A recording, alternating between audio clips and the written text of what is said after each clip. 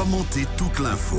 Eddy Planté et ses invités vous plongent dans l'actualité. Le lundi et le mardi, le débat est ouvert, sans langue de bois, dans la tranche info du soir, de 18h30 à 19h15. Et à 18h30, on ouvre le débat en ce lundi 11 mars avec le magazine de la rédaction et les invités d'Eddy Planté qui commenteront l'actualité. Rebonsoir Eddy. Bonsoir David, bonsoir à tous. Bienvenue dans votre magazine, une nouvelle semaine pour passer évidemment en revue les grands thèmes de l'actualité avec nos invités. Ce soir, je reçois Sophie Péroumal. On salue la commune de Saint-François à travers Sophie Péroumal qui est conseillère municipale et communautaire de Saint-François, membre également du PPDG. Bonsoir Sophie Péroumal. Bonsoir M. Planté et bonsoir à RCI et bonsoir à vos invités.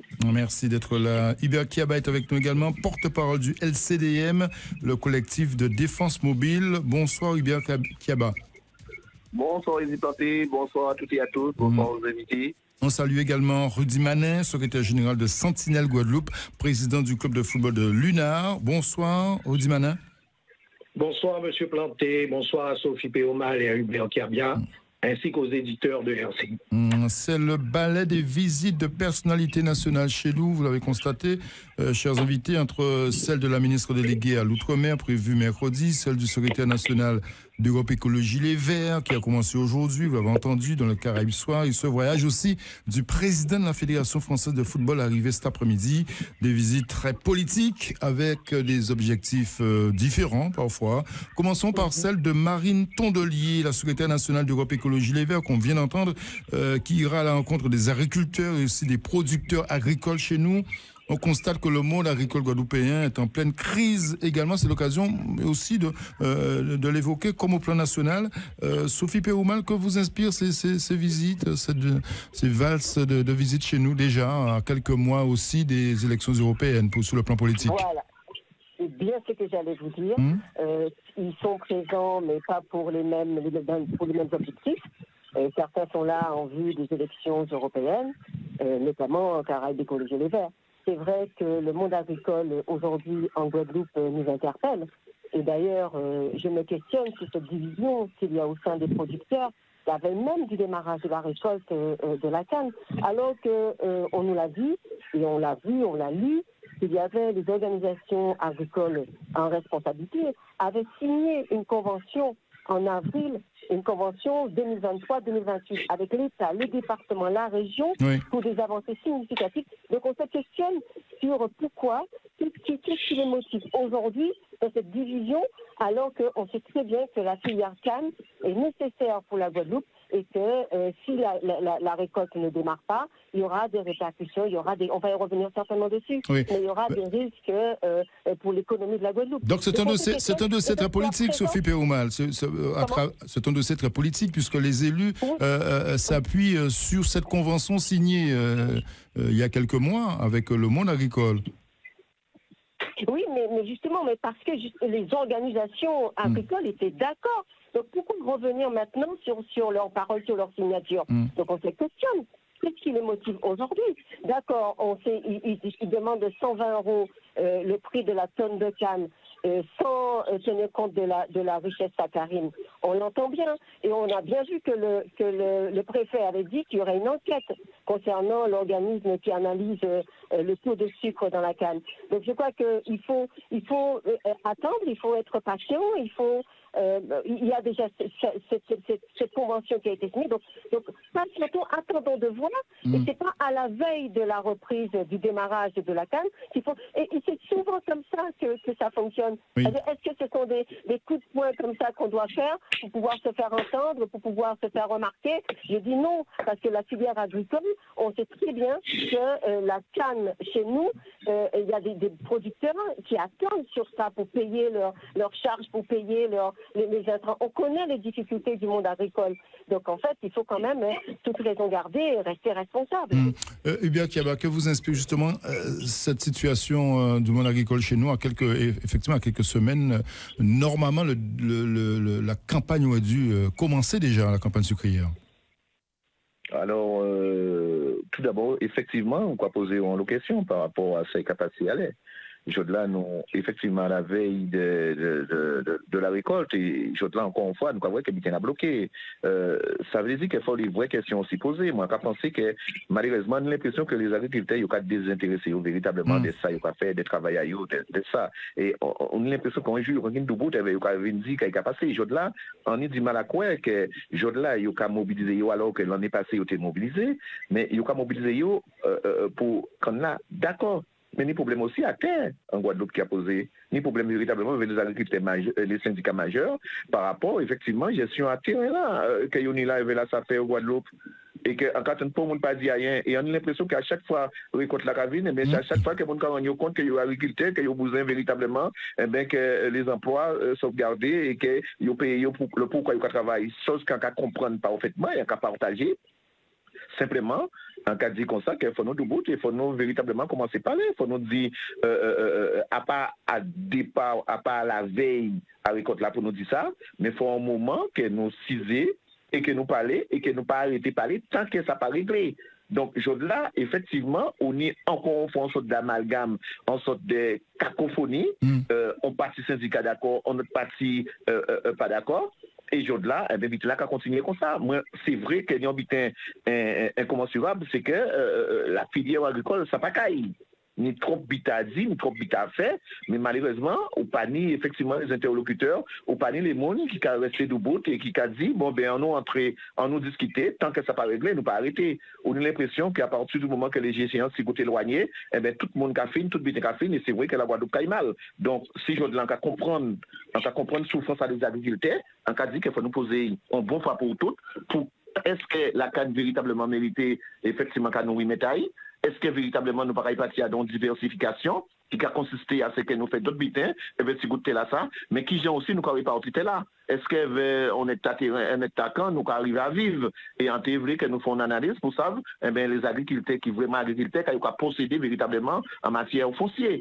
Est-ce qu'il y a suffisamment de terre pour travailler? Parce qu'en France, mon quand on parle de 100, 200, 300 hectares de terrain, malgré ça les agriculteurs caillent mal. Mais bien, là, il y a un lot agriculteur, un lot monde qui là, là, qui a dit qu'il n'y a pas ni assez l'argent, mais c'est mon ça pas même ni des hectares. Oui. Parce que là, il y a une sorte de balance, il y a une sorte de mémise à la SAPER qui est chargée de régler le problème à la réforme et régler le problème à terre en Guadeloupe, mais il n'a pas fait travail là non plus. Donc, il faut nous poser tous ces problèmes-là, ça, mais pas effectivement à l'aube de l'échéance de la récolte. Oui, effectivement. On va l'évoquer justement, l'orientation à prendre dans ce monde agricole. Audi Manet, votre vision, vous, à Sentinelle Guadeloupe, sur cette crise agricole chez nous? Ben, cette crise agricole, pour nous, elle découle tout simplement d'une chose très simple. Hein. Ça fait des années. Ça fait des années qu'on met des rustines sur les problématiques. Ça fait des années qu'on dit qu'on va changer, qu'on va évoluer. Et ça fait des années, les agriculteurs, ils acceptent souvent forcer un plan, une solution qui n'en est pas une, tout au moins pas une solution pérenne. Donc, à chaque fois, ça reviendra sur le tapis. Il faut à un moment donné se poser la question et se dire qu'est-ce qu'on met à plat. Qu'on soit clair avec les agriculteurs, qu'on leur dise écoutez, on a une période de transition où il faut faire telle chose pour maintenir l'activité. Et petit à petit, nous prévoyons de faire ça. Et qu'on mette des points d'étape pour pouvoir régler les problèmes définitivement dans ce domaine-là. Sinon, on ne va pas y arriver. De toute manière, si vous regardez bien déjà, qu'est-ce qu'on est en train de faire? On est en train d'empoisonner les terres de la Grande Terre avec de l'eau de chlordécone du barrage de Morou. Si on ne sanctuarise pas l'ensemble des terres qui sont encore non empoisonnées en Guadeloupe, nous aurons des problèmes. Parce que demain, tout ce qu'on produira en Guadeloupe sera, si vous voulez, empoisonné. Et nous allons continuer à empoisonner nos enfants. C'est très grave. Donc, si on ne se dit pas qu'on regarde le problème dans sa globalité et qu'on met en place un plan, effectivement, qui prend en compte les problématiques immédiates des agriculteurs, mais qu'on leur explique quelque part que, voilà, on met ce plan-là en place, il est transitoire, et on va vers ça. Une fois qu'ils ont validé, nous n'aurons plus ces problèmes-là. Oui. C'était un peu ça l'objectif de la convention signée avec tous les partenaires. C'était un peu l'objectif de la convention. Bien sûr, l'objectif, mais il était partiel. Si vous regardez bien, il est partiel. Donc, On va pas y arriver. Les discussions devaient continuer en principe. Les discussions devraient continuer. Dans ce contexte, faut-il, selon vous, réorienter, repenser à nos filières agricoles? On sait qu'il y a un projet de l'usine centrale dans le Nord Grande-Terre. Est-ce, selon vous, ça passe aussi par cette solution, Sophie Pérumal, vous qui êtes une élue d'une collectivité? Alors, vous parlez de l'usine centrale, oui. Mais il n'y a pas que l'usine centrale. Oui. On a aussi l'agroparc aux Abîmes. On a la Carle qui propose aussi une structure. Donc, je crois qu'il ne faut pas se diviser. Et c'est tout simplement parce qu'on n'a pas une vision globale de l'agriculture en Guadeloupe. Et donc, pour pouvoir vraiment travailler dans ce sens. Il faut d'abord structurer, organiser et accompagner. Là, toutes les structures qu'on va mettre en place, que ce soit l'agroparc, que ce soit l'usine centrale, ce sont des unités qui seront là dans la transformation et dans la distribution, mais la production agricole. Donc, vous dites que la production, l'organisation de la production agricole, elle n'est pas efficace. Elle est insuffisante. Elle est insuffisante. Elle est insuffisante, elle est mal organisée, et c'est là qu'il faut mettre l'accent. On a notre filière de fruits et légumes, notre filière de plantes aromatiques, médicinales, l'horticulture. On a ces filières végétales qu'il faut sanctuariser, qu'il faut protéger et qu'il faut structurer, mieux structurer. Je prends un exemple très simple. Quand par exemple un agriculteur voit son voisin qui a planté des tomates et la tomate s'est vendue par exemple à 3 € le kilo. Et il s'est dit, ah tiens, il s'est fait de l'argent. Hein. Et la fois d'après, le voisin va planter 1 hectare de tomates et ne voilà-t-il pas que le prix de la tomate baisse. Donc ce qui veut dire qu'il a perdu de l'argent. Donc je crois que si c'est structuré, si ces filières-là sont vraiment organisées, même si on a des groupements, même si on a... Je crois qu'il faut s'arrêter un moment, penser à moyen et à long terme l'agriculture en Guadeloupe, les différentes filières en Guadeloupe, parce qu'il faut quand même se rappeler, il y a une 40aine d'années, la Guadeloupe produisait du lait, la Guadeloupe exportait, la Guadeloupe... Donc quelque part, questionnons-nous, qu'est-ce qui aujourd'hui nous empêche d'avoir une filière agricole pérenne qui nourrit sa population? Mais je vous renvoie la question, Sophie Pérumal. Cette vision, elle est politique. C'est aux politiques de donner l'orientation, de donner la vision. Mais vous avez tout à fait raison et vous me tendez la perche. Parce que là, nous sommes en train de travailler sur un front pour l'autonomie de la Guadeloupe. Et dans ce front-là, et d'ailleurs c'est un front qui dernièrement, je sais pas... On y reviendra dans un instant. On y reviendra, mais ce front-là permettra justement d'avoir ces éléments-là et de penser la Guadeloupe dans sa globalité. Oui, Hubert Kiaba, vous avez été élu également, cette vision de notre agriculture, c'est le politique qui l'impulse, ce sont les collectivités majeures. Alors, tout à fait. Mais tout à fait, et effectivement, ça qui a gangréné nous, c'est véritablement les gens qui ont dirigé ces collectivités-là. Les gens qui ont dirigé, effectivement, les grands papas manioc, méta manioc au niveau politique en Guadeloupe. Parce que si vous n'avez pas une vision, on nous parle de l'octroi de mer. Quand ça a fait, quand ça a porté en plus. Aujourd'hui, nous avons l'impression que l'octroi de mer, les métiers, soi-disant pour protéger un produit en eau, il y a un effet totalement contraire. Oui. Donc, là, il y a des sinon. On a aussi parlé de la réalité. Et encore, dit encore, c'est dans quelle manière que nous avons protéger et que nous avons exploiter véritablement le terrain agricole. Est-ce que nous avons estimé que c'est normal que Oziam, que nous avons acheté, par exemple, kilo là, parce que c'est les vrais problèmes, nous avons acheté kilo là, 3 €, 4 € ici. Et en France, même si on a sorti en Guadeloupe, là, le monde qui a ça, il a trouvé assez les marchés à 2,50 €. Nous avons un problème là aussi. Et donc, ça veut dire que quelque part, est-ce que nous n'avons pas fait en économie, nous n'avons pas fait en culture, nous n'avons pas fait en organisation, petit bonheur la chance. Oui. Ça veut dire que aujourd'hui là, comme mon père Malte a dit, aujourd'hui là, nous à 3 €, demain nous pas savoir combien que nous créons. Aujourd'hui là, on a pensé que ça a posé un réel problème. Mais pourquoi ces problèmes-là ça a posé? C'est parce que pas une réelle vision politique pour que nous puissions savoir là nous caille. Nous avons l'impression qu'à chaque fois que le salon de l'agriculture de Cabine, nous allons manger, nous allons boire un petit goût champagne, chicta amouri, nous allons effectivement goûter, nous allons là pour nous parader. Mais après ça, pas pour une vraie analyse, pas pour un retour par rapport à la participation, Elian nous a fait dans le salon de l'agriculture. C'est même bien le congrès des maires qui fait. Nous avons l'impression que les gens sont paradés, les gens sont en vacances.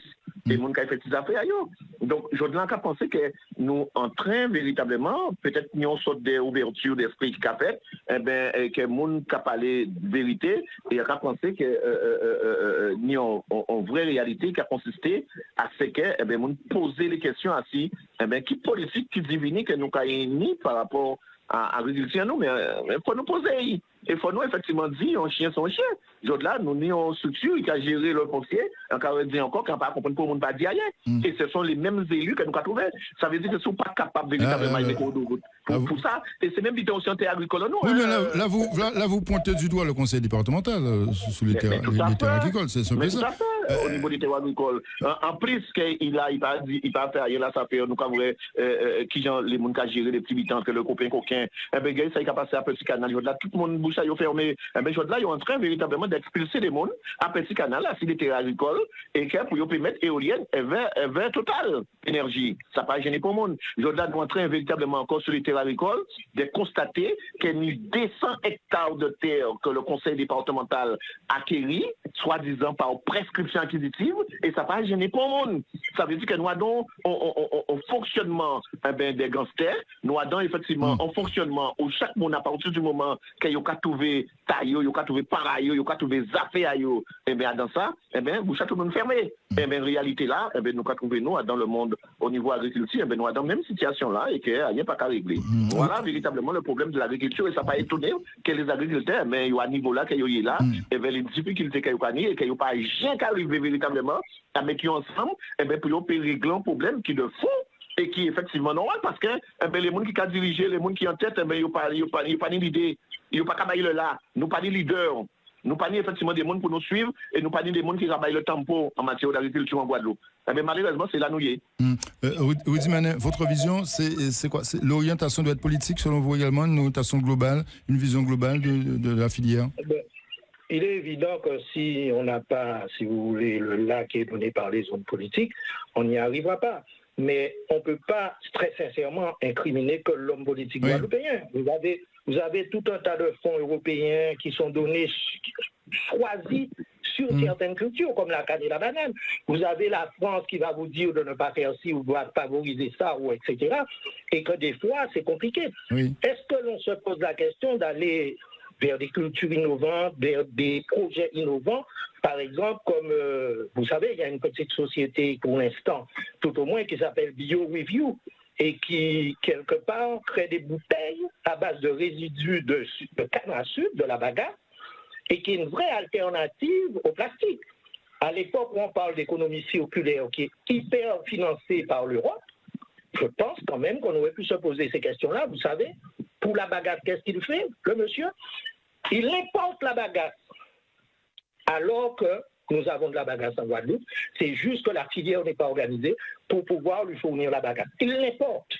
Donc, on voit bien que les choses ne sont pas organisées dans le bon sens et effectivement, il faut revoir les choses dans leur globalité. Je ne pense pas qu'il y ait un seul responsable parce que, de manière générale, l'économie va toujours primer. Pourquoi les agriculteurs sont en grève?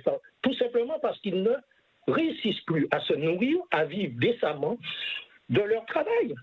Et les jeunes, c'est la même chose. Ils regardent est-ce que le projet que vous leur proposez a un objectif d'emploi. Est-ce qu'il va fournir des emplois? Est-ce qu'il va leur permettre de vivre? Ce n'est pas juste de la théorie, du rêve, etc. Il faut qu'on soit dans le concret, dans l'économie, et se dire que voilà ce qu'il faut pour que ce peuple-là puisse avancer. Dans tous les cas de figure, moi je pense qu'il faut que notre agriculture soit tournée vers l'emploi et l'autosuffisance alimentaire. Vaste sujet, effectivement. Autre visite annoncée, celle à partir de mercredi chez nous de Marie Guévenoux, la ministre déléguée chargée des Outre-mer. Vous le savez, elle a débuté son programme de visite par la Guyane, une visite qui intervient alors que certains élus chez nous en Guadeloupe, réunis au sein d'un front démocratique pour une autonomie de la Guadeloupe, ont écrit au président de la République afin d'ouvrir ce dossier de l'autonomie. Sophie Péroumal, je m'adresse à vous. Vous commencez, vous faites partie de ces signataires de ce courrier. Qu'attendez-vous justement de ce type de visite d'une ministre qui va débarquer dans l'inconnu, qui part un peu à la découverte de notre territoire? Est-ce que vous attendez quelque chose de particulier ou pas? Alors, vous dites bien qu'il va partir à la découverte de notre territoire. Je pense que c'est avant tout une visite protocolaire. Elle vient d'arriver, ça fait à peine un mois, et de toute façon, personnellement, je n'attends pas qu'elle puisse prendre des décisions, puisqu'elle n'est que déléguée. Donc, si elle prend une décision aussi envers nous, il faudrait qu'elle se réfère à son ministère de tutelle et à M. Darmanin. Donc, pour l'instant, sa visite, on attend de voir. Mais comme vous l'avez bien dit, ce front-là, nous avons écrit au président de la République et le contenu est publié. Mais je vais vous dire encore autre chose. Nous avons et quand même il faut le reconnaître, hein, le président de SBA a réuni la semaine dernière, donc mardi dernier, les partis politiques, les forces politiques, dans le cadre de la commission ad hoc en vue du prochain congrès. Et toutes les forces en présence, on était quand même 8 partis représentés ou des forces politiques représentées et avec des présidents aussi. On a vu ce qui ressortait, c'était avant tout le mot autonomie, autodétermination, responsabilité. Donc je crois qu'il faut qu'on prenne ce voie-là, il faut qu'on réfléchisse. On réfléchit déjà vers un projet, oui. un projet structurant pour la Guadeloupe, un projet de société, et que ça ne vienne pas d'en haut. On connaît très bien comment fonctionne ce gouvernement. Là, on viendra simplement nous voir pour discuter avec nous, pour un peu noyer le poisson et nous dire qu'on vous écoute. Non, je crois que maintenant, la Guadeloupe est suffisamment mûre pour dire que nous avons au sein de la Guadeloupe des personnalités, des personnes en capacité de prendre des responsabilités, de prendre les rênes de ce pays et pour pouvoir emmener la Guadeloupe vers un meilleur. Et parce que nous nous sommes dit que si l'autonomie permettait à la Guadeloupe de régresser, nous n'y allons pas. Mais quand nous avons étudié, on voit très bien que l'autonomie, avec des normes, avec des règles, permettra à la Guadeloupe d'avancer et ça nous évitera beaucoup de problèmes. Évidemment, la question de gouvernance se posera, mais chaque chose en son temps. Donc là maintenant, et d'ailleurs nous travaillons aussi avec la Guyane, avec la Martinique, pour avoir un front commun et pour parler d'une seule voix auprès des instances de la France, pour dire à la France, ben voilà ce que nous décidons, voilà ce que, et d'ailleurs avant d'aller avec ce projet-là auprès du gouvernement, nous devons d'abord faire valider ce projet par les Guadeloupéens. Donc nous passerons auprès des Guadeloupéens, expliquer le contenu de ce projet et leur demander leur accord. Si les Guadeloupéens ne sont pas d'accord, si la Guadeloupe n'est pas d'accord, la Martinique, la Guyane n'est pas d'accord, à ce moment-là, nous arrêterons. Mais si on sent très bien que dans la population, il y a cette envie, ce désir de changement et d'aller vers autre chose. Est-ce que ce front démocratique pour une Guadeloupe autonome, c'est quoi? C'est un regroupement d'élus déçus? C'est qui? C'est la société civile? C'est Hubert Kiaba peut aussi faire partie de ce front démocratique? Rudy Manet également? C'est quoi? Absolument. Oui? Tout à fait. Alors pour l'instant, c'est un front avec des partis politiques, parce que le PPDG a lancé donc ce front lors de son 9e congrès.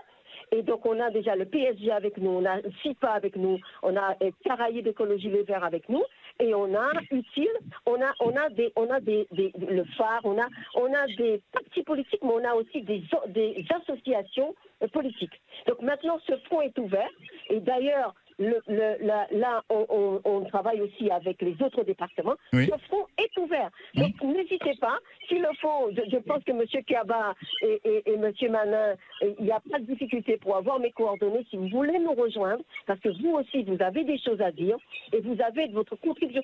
Chacun, à son niveau, devra avoir son mot à dire, sa contribution, donc apporter sa pierre à l'édifice. Oui. Construisons la Guadeloupe de demain. Hubert Kiaba, que vous inspire ce front démocratique pour une Guadeloupe autonome?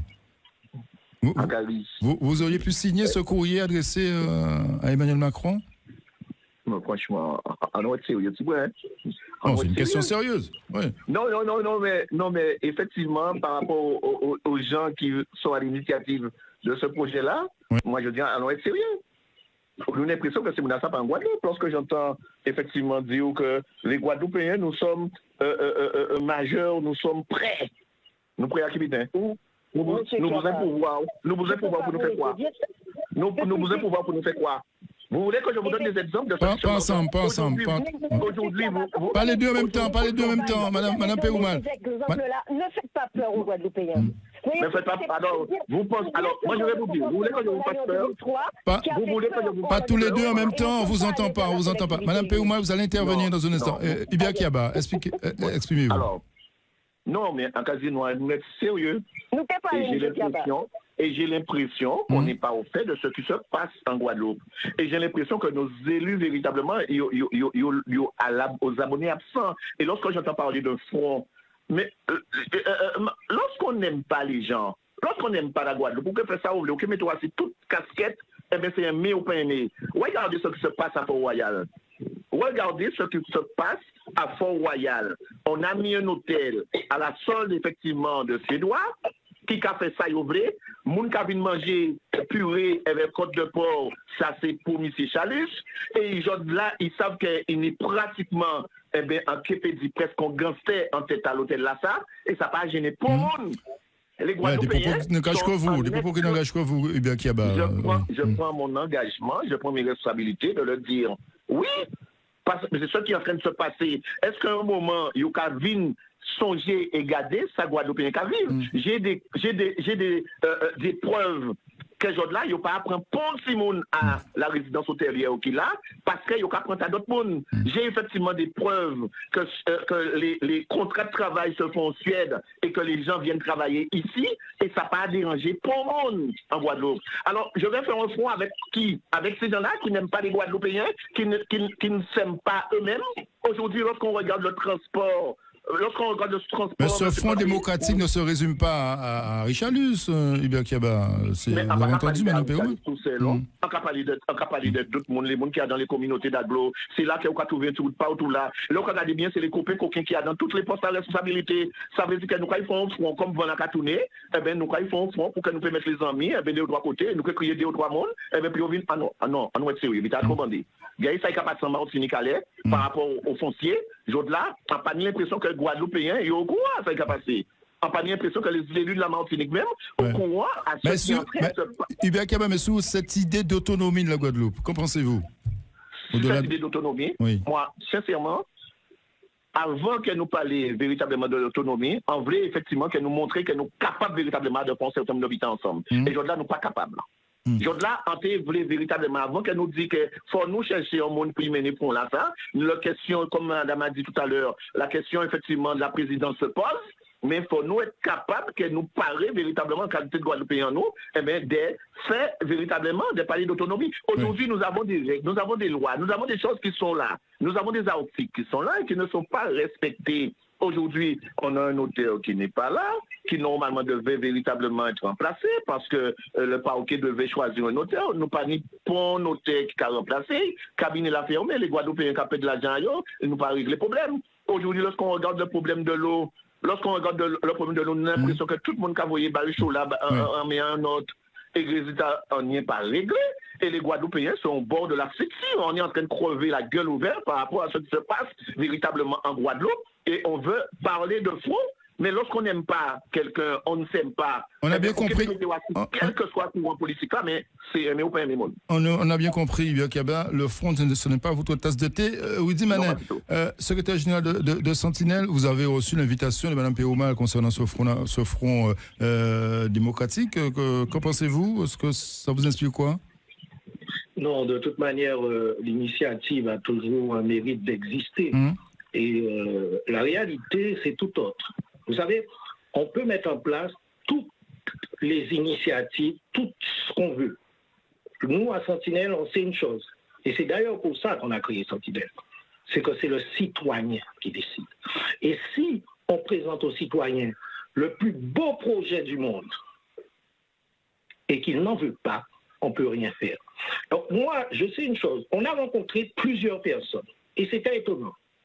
Je vais dire, Manet, là, parce que vous savez très bien que Sentinelle n'exclut aucune évolution, ni autonomie, ni même à l'indépendance. Nous devons aller vers quelque chose, nous nous disons, pour que nous soyons maîtres de notre destin. La question, c'est comment, avec qui?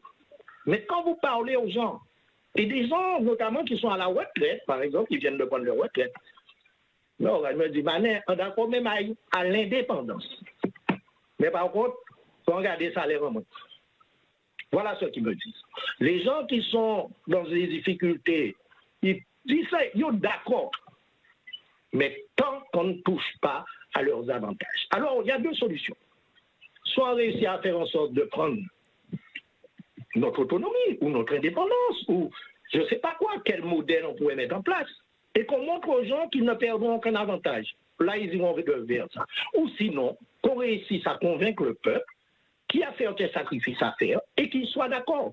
Sinon, on va répéter, encore une fois, répéter et répéter toujours la même chose, consultation du peuple, et ils vont rejeter. Il faut bien comprendre ça. Donc, la réalité, c'est que Sentinelle est en train de travailler sur pas mal de choses, d'ailleurs, pour essayer de voir dans quelle mesure, avant tout, on se fait respecter. Nous, Guadeloupéens. Et c'est ça aussi le problème, la posture politique que nous avons, la posture d'élus que nous avons. Vous avez pris l'exemple de la secrétaire d'État qui est arrivée, etc., ça fait un mois. Bon, OK. Elle vient juste avant les élections européennes qui auront lieu en juin. OK. Elle est dans son rôle, il n'y a pas de souci. Mais comment on lui parle? Qu'est-ce qu'on lui dit? Qu'est-ce qu'on lui demande? Vous imaginez qu'on se dit même qu'elle arrive, mais on n'attend rien d'elle. Quelqu'un qui est ministre, secrétaire d'État, c'est ministre, même si elle a un ministre délégué. Ministre délégué. Bon. Donc, on se dit qu'on n'attend rien d'elle parce qu'elle ne pourra rien faire. Le défaitisme que nous avons, parce que nous nous disons, effectivement, à juste titre et pour l'instant tout au moins, que politiquement, nous ne savons pas nous faire respecter. Politiquement, nous ne savons pas nous faire entendre. Et tant que ce sera comme ça, nos citoyens, les Guadeloupéens, nous regarderont en se disant, ils n'ont pas même savent mettre en place ça qu'il faut en Guadeloupe. 70% des mesures ne sont pas mises en place. Et ils ont besoin d'y le Guadeloupéen a une intelligence collective extraordinaire. Et on l'a vu pendant le Covid. Et on le revoit encore. Oui. Sophie Péroumal, vous l'avez constaté, le débat est ouvert. Le débat est ouvert. Le débat est ouvert.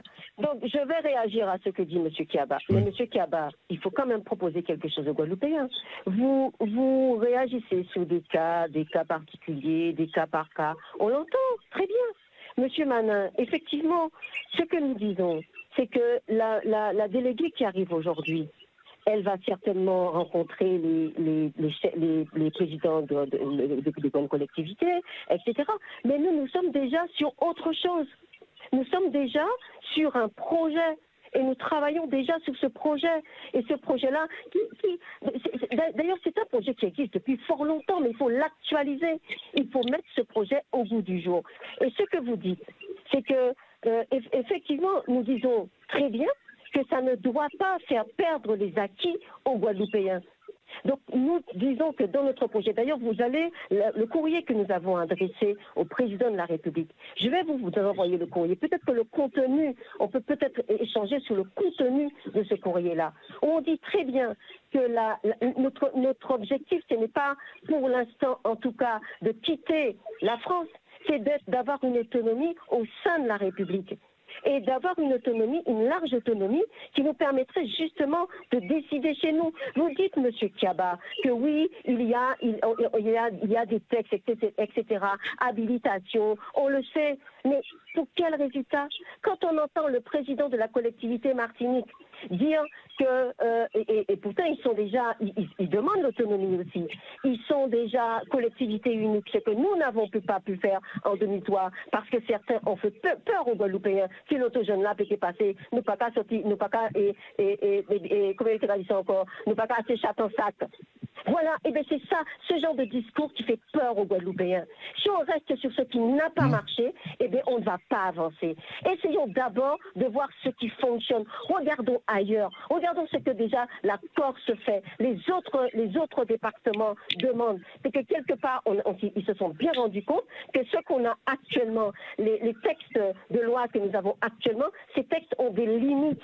Et nous ne pouvons pas faire évoluer notre territoire avec cela. Donc nous devons évoluer et nous devons aller plus loin. Et ça, il faut l'entendre. Vous dites que les Guadeloupéens, mais bien sûr, nous écoutons, mais c'est tous les jours qu'on entend les Guadeloupéens. Beaucoup de Guadeloupéens disent qu'ils sont d'accord pour l'autonomie. Mais croyez-moi, ils ne vont pas perdre leurs 40%, les fonctionnaires. les acquis sociaux, ils ne vont pas les perdre, puisque ce que nous allons mettre dans ce projet, eh bien, c'est pour conserver déjà ce qu'on a, mais pour faire mieux. Parce qu'il y a des éléments, notre fiscalité, notamment notre langue. À quel moment notre langue est reconnue? Langue créole en nous, c'est Kiaba, quoi, bien parler. Mais à quel moment nous dit en nous que ouais, faisons parler langue créole en nous parce que c'est patrimoine en nous, c'est culture en nous. Donc ça aussi, il faut l'entendre. Donc nous sommes en train de parler. Le débat est ouvert. Il faut bien que quelqu'un impulse. Il faut bien que quelqu'un impulse. Donc le Front démocratique impulse le débat. Avec les personnes, j'ai terminé, M. Kaba. Oui. Allons-y avec ceux qui voudront bien venir avec nous. Oui. Mais de toute façon, on ne pourra pas faire l'unanimité, c'est clair. Parfait. Mais trouvons un consensus. Trouvons quelque chose qui le nous consensus, rassemble. Et plus que des choses qui nous divisent. Donc il y a plein de choses qui nous rassemblent. Donc vous dites l'amour de la Guadeloupe. Mais M. Kaba, a dit. Mais qui vous qui peut aimer la Guadeloupe? Tout ça qui peut aimer la Guadeloupe, c'est qu'il va venir utiliser la Guadeloupe. Mais ça qui aime la Guadeloupe, veut faire la Guadeloupe avancer. Et bien nous voulons faire la Guadeloupe avancer et nous faisons la Guadeloupe avancer avec les forces dont nous disposons. Et nous avancer. Hubert Kiaba, juste un mot pour terminer sur ce thème. Oui. Hubert Kiaba. Non, rapidement, j'aurais tellement envie de croire à ce que dit Mme Péroumal, tellement envie de croire lorsqu'elle dit les bonnes phrases. Il faut effectivement faire quelque chose. Mais Mme Péroumal, nous, moi, un café, on fait, il y a des Guadeloupéens qui font. Il y a des Guadeloupéens qui font, par contre, il faut les entendre. Il faut les écouter. Il faut les écouter, mais on ne les écoute pas. La deuxième chose, lorsque vous dites que oui, mais le Guadeloupéen dit d'accord pour le front, mais il ne faut pas véritablement que mon salaire. On nous parle sérieux par rapport au salaire en Guadeloupe. Allons parler des retraités, parce qu'il y a un maximum de retraités, un grand nombre de retraités en Guadeloupe. Retraite minimum en France, 1100 €. Moi, hier, où je passe dans les CCAS, il y a des gens qui touchent 60 €. Il y a des gens qui touchent 100 € pour leur retraite. On est à 200 €. Retraite minimale, pour nous, c'est un rêve. Alors aujourd'hui, on peut me dire ce qu'on veut. Qu'est-ce qui empêche à une commune véritablement de mettre un service, de mettre des accompagnateurs? Qu'est-ce qui empêche aux gens qui sont effectivement au pouvoir de pouvoir accompagner quelqu'un qui va déposer une demande, qui n'a pas beaucoup travaillé, qui n'a pas effectivement les 40 et quelques mois d'annuité, mais d'expliquer ça pour lui faire pour qu'il puisse venir une retraite minimale comme d'autres monde. Ça, effectivement, ça, c'est en quelconque statut ou bien en disant qu'empêchez nous. Alors, vous parlez de la Corse. Madame Péroumal ne parle pas de la Corse, mais pas à ce même niveau-là. Vous savez, juste pour terminer, il y a eu ce qu'on a fait à Fort-Royal. On a tenté de le faire avec le groupe Langlais en Corse. On baille à 99 années, les élus politiques baillent en Corse. Là, ils ont rendu compte qu'il est en train d'être en Suède, des gens pour y faire ça, il fait là. Il est en train de faire travaux avec des gens qui associent là. Vous savez l'hôtel là, ça? Et bien, 10 jours, on a demain, il parle encore. Il parle encore l'hôtel là, ça. Parce que les Corses, quand on a fait une faire à là. Et vous connaissez, là, vous voyez ces gens-là qui étaient censés travailler en l'hôtel là, et bien, vous voyez en Guadeloupe. Ils voyez en Guadeloupe. Et les élus qui sont là, ils le savent très bien que ça s'est passé.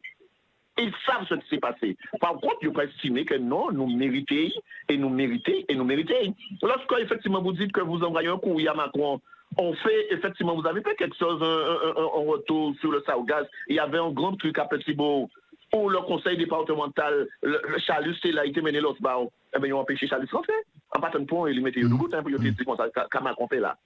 En partant de point, alors parce que nous d'ailleurs on fait papier, nous croyons écrit, mais là où nous devons ces messieurs et on n'est pas capable véritablement de. Donc on suivra bien évidemment la tonalité du discours de nos élus pour cette visite. Pardonnez-moi, monsieur oui. Mais c'est bien sûr que nous disons. Oui. C'est bien sûr que nous disons à Sentinelle. Attendez, Madame Péroumal, je vais m'exprimer un tout petit peu. C'est bien sûr que nous disons à Sentinelle depuis longtemps. La posture, la façon de se faire respecter, ça ne peut pas marcher tant qu'on sera le dos courbé. Et il n'est pas question de remettre en cause la sincérité de la démarche du PPDG ou d'un tel ou d'un tel. C'est même pas ça la question. La vraie question, c'est de réussir à emmener le plus grand nombre vers ce que l'on souhaite, ce que le plus grand nombre souhaite, ce que le citoyen souhaite. Et On vous dit souvent en français, l'enfer est pavé de bonnes intentions.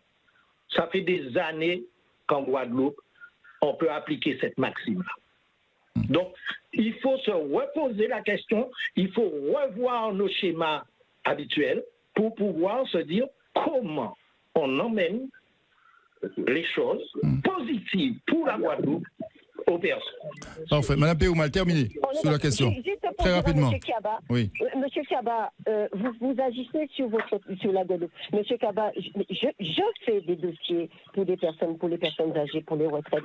Et il y a dans les communes les France Services qui accompagnent les retraités. Donc ne dites pas ça. Je connais beaucoup de personnes qui se font accompagner. Oui. Évidemment, le nombre de trimestres compte. Ça, c'est la réglementation. On ne peut pas changer ça. Et vous savez très bien que l'ASPA, c'est un problème pour les Guadeloupéens qui sont propriétaires. Donc, monsieur Kaba, je crois qu'il faut aussi dire la vérité à la population. Parfait. D'ailleurs, mercredi, dans l'émission Décryptage, le thème, ce sera l'inclusion sociale des seniors, des personnes âgées en Guadeloupe. Donc, magazine à suivre mercredi avec Elodie Soupama. Il y a aussi la visite du président de la Fédération française de football, chers invités. Philippe Diallo, vous le savez, le football amateur a aussi son mot à dire dans les élections à la Fédération.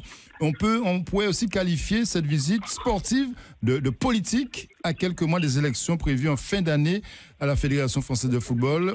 Alors, en qualité de président de club, Rudy Manet, il y a des dossiers à mettre sous la table, j'imagine, sur le fonctionnement et l'organisation même du football guadeloupéen à travers cette visite de Philippe Diallo. Qu'en pensez-vous De toute manière, on voit encore une fois, c'est toujours la même chose, le football guadeloupéen va mal.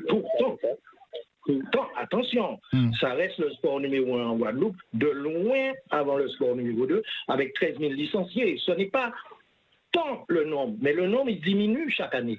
Il diminue.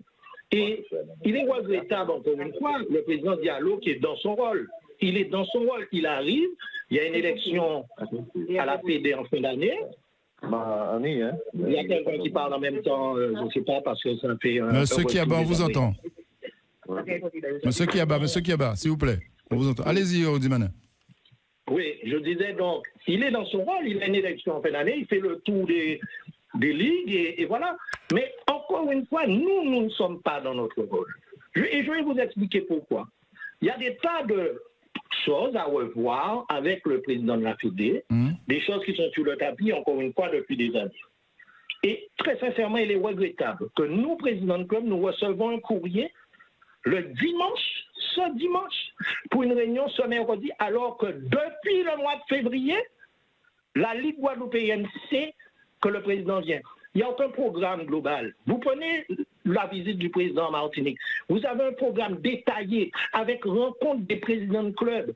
Même chose pour la Guyane. Mais non, en Guadeloupe, lorsqu'on s'est rendu compte que le président de club n'était pas content de ne pas rencontrer le président Diallo pour mettre sur la table des choses, on s'est dit en dernière minute, le dimanche ou le samedi, ou peut-être lors d'un comité de ligue entre amis, machin, il faut rapidement envoyer, machin, on envoie ça à 20h30, un dimanche, pour le mercredi à 19h, entre 19h, 20h. Mais non. Mais comment expliquez-vous cette situation? C'est le contexte qui fait ça, puisque, je le rappelle, je rappelle le contexte. Dans un courrier adressé au président de la Ligue guadeloupéenne de football, Rudy Manet, signé de plusieurs présidents de clubs, dont vous demandez à Jean Dartron des explications sur certaines pratiques dénoncées par le syndicat, la CFTC, concernant, je cite, notamment des factures de plusieurs billets d'avion payés par la Ligue guadeloupéenne de football pour des membres de la famille du président de la Ligue. Là, vous demandez des explications. Les présidents de club demandent des explications à Jean Dartron. Est-ce que c'est dans ce contexte très tendu aussi que Philippe Diallo arrive en Guadeloupe? Je ne sais pas si Philippe Diallo est au courant de ce contexte, il n'y a pas que ça. La réalité, c'est que notre courrier n'est nullement polémique. Oui. Depuis janvier, il faut... Encore une fois, c'est toujours la même chose. Depuis le mois de janvier, mi-janvier, Mario Varro a sorti CRAT. Mario Varro, le secrétaire général de la CFTC, le syndicat, qui a porté plainte d'ailleurs contre le président de la Ligue de football. Voilà, où il y a carrément des copies de factures avec le nom du du jeune Dartron, du fils, avec le nom de la fille, avec le nom de l'épouse, malheureusement. Et nous voyons tout cela, nous, président de club, on voit tout cela estomaqué. On se dit, mais c'est quoi ça? À qui bordel là ça? Oh là, nous y est là. Et à l'arrivée, on se dit, bon, il y aura quelques explications. Il y aura un démenti, parce que pour nous, ce n'est pas possible, ce n'est pas entendable.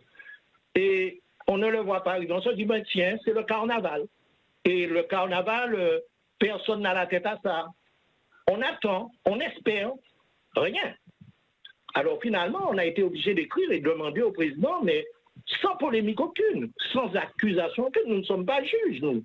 Nous essayons simplement, en tant qu'adhérents à la Ligue guadeloupéenne de football, puisque c'est les clubs qui sont adhérents, de demander au conseil d'administration, dont le président est M. Dartron, nous essayons simplement de demander qu'est-ce qui se passe. Expliquez-nous tout ça.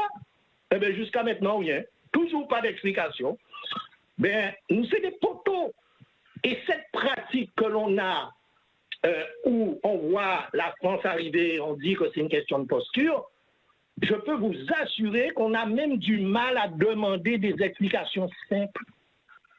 On a du mal. Et le pire, c'est que quand vous en demandez, on vous regarde comme si vous aviez fait le crime de lèse-majesté. C'est quand même fort. On n'a rien insinué, on a juste demandé est-ce que c'est vrai ou pas. Qu'est-ce qui s'est passé? Dites-nous tout. Parce que si les factures sont fausses, qu'on le sache. Si elles ont été faites ou même remboursées, c'est interdit par la loi. Donc, que l'on soit clair, je vais vous dire pire. La Ligue est en redressement judiciaire. Vous vous imaginez bien que lors de la dernière AG, on a tapé sur les doigts à plusieurs présidents de clubs, plusieurs clubs, en disant que si la Ligue ne sort pas de ce redressement judiciaire, ne s'améliore pas, c'est parce que les clubs ne répondent pas à leurs obligations financières. C'est facile. Hein? C'est facile. Dites-vous bien que quand un président de club qui, chaque mois, chaque fois, cherche à joindre les deux bouts pour pouvoir, il prend de son argent, il prend sa voiture, les voitures des éducateurs, et qu'il se dit, il paye, parce que c'est du bénévolat que nous faisons. Vous avez 350 licenciés, vous en avez 200, c'est du bénévolat. Et vous vous dites que vous payez, on vous demande chaque fois plus, et que derrière, vous voyez des factures. Comme vous ne jugez ni vrai ni fausse, mais vous vous dites, j'attends des explications. Alors et si je peux vous assurer qu'il n'y a pas un président de club en Guadeloupe, même un qui fait partie du conseil de ligue, qui ne se dit pas « j'attends des explications ». Mais elles ne viennent pas tout le temps. Et ces explications, vous les attendez à l'occasion de cette visite de Philippe Diallo? Vous allez rencontrer les présidents de club, le président de la Fédération française de football. Vous allez en parler au président? Ben, j'espère que certains présidents vont en parler. Peut-être que ce ne sera pas le lieu ou pas. Oui. La question, c'est que le président Dartron ne répond pas. Alors peut-être que certains présidents vont se dire, ben, comme il ne répond pas, on va demander plus haut. Moi, personnellement, je le ferai avec plaisir. Mais je suis sur Paris, là, pour des raisons personnelles. Donc, je ne pouvais pas le faire. Mais je peux vous assurer que ce n'est pas toujours facile parce que, je vous donne un autre exemple. Rapidement, très rapidement. Oui, très rapidement. Nous, ce qu'on demande, c'est de la transparence. Et on n'en a pas. Par exemple, vous savez que la Ligue a fait un naming. Ce naming, ça fait que la Ligue s'appelle, avec la R1 Vito. Aucun président de club ne peut vous dire combien Vito donne à la Ligue guadeloupéenne de football d'argent chaque année. Aucun. C'est le secret bien gardé. Alors que si vous prenez Ligue 1 Uber Eats, qui est quand même la Ligue 1 en France, vous savez que chaque année, la Ligue 1 Uber Eats donne à la Ligue 1 15 à 16 millions. Si vous prenez la D1 à Arkema, vous savez qu'Arkema donne 7 millions à la D1. Si vous prenez la Ligue 2 BKT, vous savez qu'on leur donne 2 millions. Mais c'est aussi simple que ça. C'est que, eh bien, moi, en Guadeloupe, personne ne sait. Personne. Et là, quand on demande de la transparence, il n'y en a pas. Il n'y en a pas. Alors, qu'est-ce que vous voulez faire? Des fois, on se pose la question, d'ailleurs, c'est un des sujets, qu'est-ce qu'on peut faire? Et ça amène à des excès. Il y a des gens qui vont faire grève, qui vont bloquer, qui vont s'y pas forcément dans le foot. Mais je vous parle de manière générale dans les entreprises. Vous essayez, M. Kaba le sait, Mme Péroumal le sait, vous essayez de vous dire que vous faites les choses bien. Mais on ne vous regarde pas. Donc les gens, souvent, et ça je le déplore profondément, n'ont qu'un seul moyen d'expression, qui devient le blocage, voire la violence. Malheureusement. Une réaction, Hubert Kiabin, là on a parlé de sport, mais on constate qu'on a parlé de politique sportive et les pratiques ne sont pas différentes visiblement en temps de Rudy Manin. Que vous inspire cette situation quand même ubuesque à la Ligue guadeloupéenne de football? Je suis très content, effectivement, et d'entendre le discours que je partage de M. Manin. En très content, et d'autant plus que c'est la réalité, malheureusement. Et comme par hasard, nous ne pouvons pas aller trop loin, mais en tête à la Ligue guadeloupéenne de football, qui est un des sports les plus populaires en Guadeloupe, c'est un monde qui est politique. Et en tête à le cyclisme, qui est deuxième, effectivement, un sport populaire, c'est aussi en politique. Des mondes proches à l'étude politique, quoi. Donc, là, nous étonnés. Mais ce que M. Mané a dit, moi, la seule chose que je peux dire, c'est que je suis trop proche du football et j'aime. Et lorsque je regarde ces milliers d'éducateurs, des petits qui accompagnent tout le monde, en cas de nous pouvons pas un pays là, ça demander quoi que ce soit. Parce que qui monde qui a fait le plus méchanceté à ces éducateurs-là, ça qui ne peut pas reconnaître effectivement le travail qu'il va faire, c'est les élus. C'est les élus qui normalement essayer de jouer sur des terrains sans que ça tourne, sans marquage, et surtout ça, pour ça d'identité petit, parce que M. Manin dit tout bien là, c'est qu'en cas souhaité que la Ligue, président de la Ligue des Kevin ici, il peut aller visiter trop stades, pour ne pas attraper Pontos en genouille et pour ne pas blesser, parce que les conditions que l'athlète nous a évolué, eh bien, ils sont costauds et ils ont courageux tout le monde. N'est-ce pas, M. Mané? Chapeau aux sportifs. C'est l'occasion effectivement d'évoquer avec Philippe Diallo les infrastructures dans notre football. C'est compliqué. Une réaction, Sophie Péroumal, par rapport à ce débat autour du sport et aussi de la politique? Par rapport aux infrastructures, et vous avez raison, là, je suis dirigeante sportive. Hein. Je suis la secrétaire du FC Saint-François. Oui, tout à fait. Et donc, dernièrement, le mur de notre terrain s'est effondré. Et là, maintenant, on a signalé à la commune.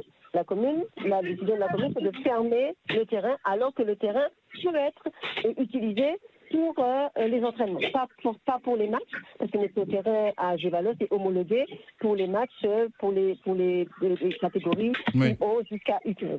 Et donc, en fait, là, on voit bien que si on peut apporter des réponses, et c'est l'entretien de nos infrastructures sportives, que ce soit les gymnases, que ce soit les terrains de foot, c'est là. C'est-à-dire qu'on met en place des terrains, on construit des terrains, mais on ne prévoit pas, on n'anticipe pas que le terrain peut avoir des défauts. L'entretien. L'argent de côté pour l'entretien des terrains. C'est compliqué. Alors, on va. Mais en fait, on a un problème aussi, c'est la crise du bénévolat. Oui. De moins en moins d'adultes veulent accompagner nos jeunes. Et là, on le voit très bien, nous sommes un club où on a 184 licenciés, mais on manque d'éducateurs, de personnes qui veulent donner de leur temps, parce que moi je suis secrétaire, mais on ne m'en touche à rien, M. Kaba, donc c'est du bénévolat. Donc en fait, on peut donner de son temps, c'est qu'on aime les autres, c'est qu'on aime les enfants. Et que le bénévole soit accompagné également, Mme Péroumal, que les bénévoles soient accompagnés également. Que les bénévoles aussi soient accompagnés. Il faut accompagner les clubs sportifs. Très rapidement, votre actualité, Mme Péroumal, que se passe-t-il à la municipalité de Saint-François? C'est compliqué entre majorité et même au sein de la majorité. Comment vous expliquez que ce soit aussi tendu entre les élus? C'est tout simplement parce que la Chambre régionale des comptes a donné deux avis. Un premier avis qui dit qu'il y a un déficit de plus de 6 254 000 €, mais un deuxième avis qui est quand même plus accablant et disant qu'il y a une gestion dégradée de la collectivité dans tous les domaines, que ce soit le domaine financier ou encore managérial. En fait, il y a une crise de confiance. Il y a une crise de confiance dans le maire de Saint-François. Et c'est ce qui explique en fait les absences répétées des membres de sa majorité. D'ailleurs, l'équipe qui avait fait alliance avec lui, la liste est sortie 4e, il y a déjà de l'eau dans le gaz.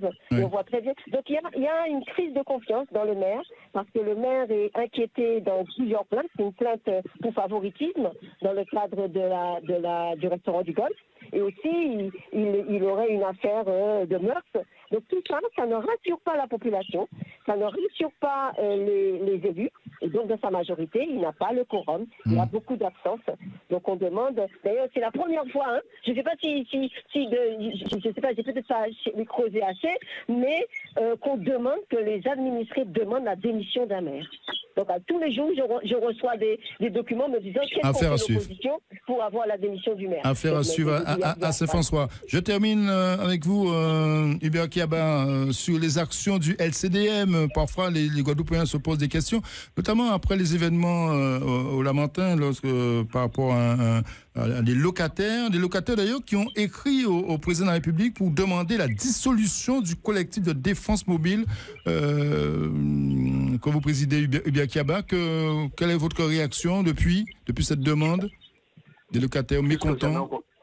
Non, pas du tout. Plus que jamais on continue, parce qu'on sait que ça c'était mais on a cherché véritablement un peu noyer le poisson.